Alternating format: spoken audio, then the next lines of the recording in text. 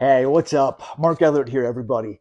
Today, I'm going to talk to you about how some of us out there have a really hard time actually processing and working through some events in our life that happened. It's basically just looking at a problem that you just can't be able to come to grips with. You just, no, how did this happen? We just can't process the turn of events. To us, it's like against reality. We're a scientist with our science coat on. We're in the lab putting things on the big board, and we just can't make sense out of it. We're outlining all the facts, everything that happened, and we're like, this is not the way the universe works. We just can't come to grips with the reality of what happened. These events we can't make sense out of it. We just can't process it. So the worst part is we can't process it, so we keep staring at it and keep processing it. We keep coming back to it and talking to ourselves and talking through all the events, reminding ourselves everything that happened, every conversation we had. It's just we keep going over it because we really can't process what happened. In the end, we're just still this can't make sense. And so everyone, that's a big part of trauma. It's proven in the brain trauma is like a computer glitch. It's basically like a bug. Like basically your processor in your brain is just this physically isn't possible, so it just locks up. It just locks up and is staring at it, trying to find a way to compute this, but it can't. It's just not plausible.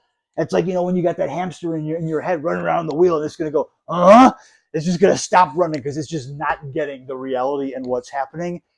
So we can't really process it, so it's hard for us to come to grips with it. We just revisit the equation and keep staring at it. And it's even worse to very normal people like myself. When we have a hard time and we're staring at that problem, it's easy for us to want to fantasize about something different. We're staring at that problem and we're just no, no, no, no, and then wait, start playing around with a little fantasy, and you start changing some of the things in the equation. You start going, what if this would have happened? What if this would have happened? You start playing it out in your head the way you thought it should have, the way the reality, the universe, you think the way it works in your head. You keep playing out the way it should be. Like, yes, this is right.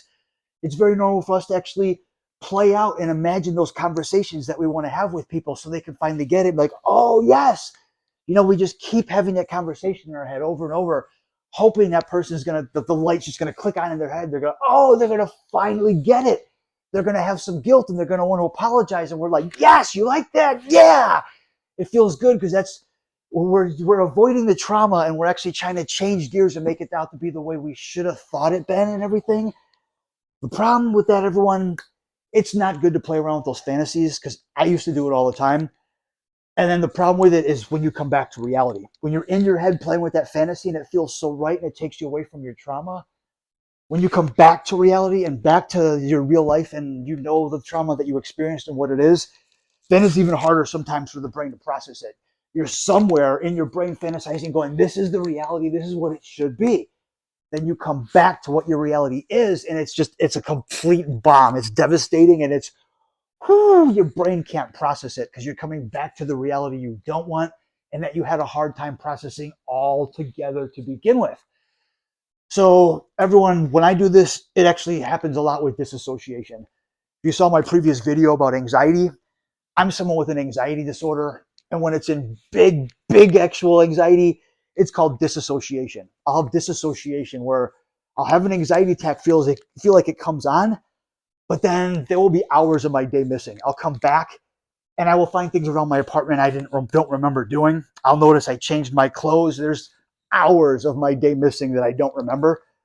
It's disassociation. My brain is going, Mark, this is not the reality you want. This is not what you can possibly process. You can't make sense out of this reality. So my brain goes somewhere else for a while. My subconscious just takes me somewhere because it knows I can't handle the reality that I'm coming back to. So everyone, that's why I've been able to bring my awareness to it. When I'm dealing with my trauma, when I'm having some triggers pop up and I start fantasizing about life a different way, when I start fantasizing about the conversations I want to have with some people to try to make things right, I have to accept the fact that's not my reality. The more I play with that fantasy, the more I'm going to want that fantasy even more. When I come back to this reality and my anxiety happens and disassociation happens, I'll feel miserable and I'll feel even more helpless about it. So it'll make me want to fantasize even more. It's so perpetual. It's like when my anxiety gets bad, I fantasize more and it makes my anxiety so much worse. So it's all I do. I get caught in those circles, everyone. I'm able to take myself out of it, everyone. I'm able to realize what it's doing to me. I accept my trauma, my reality. This is who I am and what I am. I can't change it. You know, we want to have conversations with some people and stuff, but they've already done what they did. We want them to feel guilty and everything, but we know they're not going to. They made the choices that they made to. When we fantasize about having those conversations with them and the light clicking on and stuff, it's not going to happen. It's one of those things that where we're playing around with a fantasy that is basically not possibly going to happen. And it kills us, everyone. It kills us because it's something that we're going to want even more. And plus, the thing about it is we can't even predict if that fantasy is plausible and if it would have the outcome we want. It's like we think that's how it would happen, it would make us happy. But if those events actually happened, we don't know what the outcome would be and if it would be okay. We don't know if we had the conversation with that person, if they would get it and they'd apologize and hug us, or if they would just laugh and walk away because they made the choices they made for reasons. We don't know what the outcome's going to be. So it's not fair for us to fantasize about something, wanting something that we don't know if it's going to be possible, then having to come back to the reality that we don't want and wanting that fantasy even more. It's real perpetual, everyone. It's something that devastated me for a long time, but I was able to come to grips with it and realize what I was doing to myself. I was able to stop. I'm able to accept my reality and know this is what it is. Even when I have a hard time processing it, I stop trying to process it. No, I can't get it, but this is what happened. It's my reality and I can't change it. I want to, but I can't. Perfect example, everyone. Back in the Civil War, when Abraham Lincoln was president, at one time, one of the Union generals, he was winning a battle against the Confederate Army. And he actually, after winning the battle, he let the whole Confederate Army go. He basically just let them go and said, "We won this battle, you guys go ahead."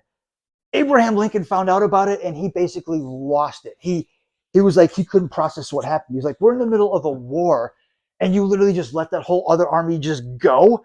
He just couldn't process that someone would do that. So basically, he spent a lot of time writing some very, very vicious letters and wanting to send him to say his piece and get his point across and stuff. Some people stopped him from doing that. When you think about it, in the end, the Union still won the war. The North still won the war. So even actually cussing out this general, maybe firing him and kicking him out of the war, we don't know how that would have changed the outcome of the war. We don't know if it would have been beneficial or bad. The fact is this general thought, you know what, I won this battle. What's the point in slaughtering this entire army when I can let them go? He was in touch with his humanity. He didn't kill all those people. He let them go. And basically, we still won the war. And so Abraham Lincoln was just wanted to butt heads with it. He couldn't process what happened, and he would have made a different choice. So he couldn't process it. So he wanted to be able to have this conversation. But in the end, would it be worth it? Would it change anything? Would it do anything? And you got to think about it. When you want to say those things to people and make things work right and just be like, "Yeah, you get it, huh? You get it finally." When that kind of things happens, it makes us feel right. So we were okay with it. From other people's perspective, it can make us look like the aggressor. It can make us look like we're vigilant, that we're angry, we're mad. It can make us look like a bad person. It can make us look like we're doing this out of aggression, like out of anger, like that, like it's vengeful. People can see this a lot as vengeance, which isn't really a good perspective. I mean, you don't want people to be thinking you're an angry, vengeful person and stuff just to be able to prove your point, to be like, yes, they finally get it. Because we're having a hard time processing it. We don't know if they're going to get it or not. You don't want to come across being angry, spiteful, and vengeful if you don't know if it's even going to help. You don't know if it's going to help. You don't know if they're going to agree with you or get it. And other people just might think that you're just an angry person. Everybody, processing things can take a little bit. Trauma is a computer glitch and it's really, really hard to deal with. But when you're having a hard time dealing with it, don't fantasize. Don't put your subconscious somewhere else. Don't try to think about a different reality. Don't try to think about a different outcome. Because as much as you want it, it's not possible. It's not going to happen. You're going to have to come back to your reality and it's going to be devastating. I've been there, everyone. Trust me. Trust me, everyone. But if I can do it, you can do it, everyone. Making choices. Keep it sexy, everybody. I'll catch you on the flip side.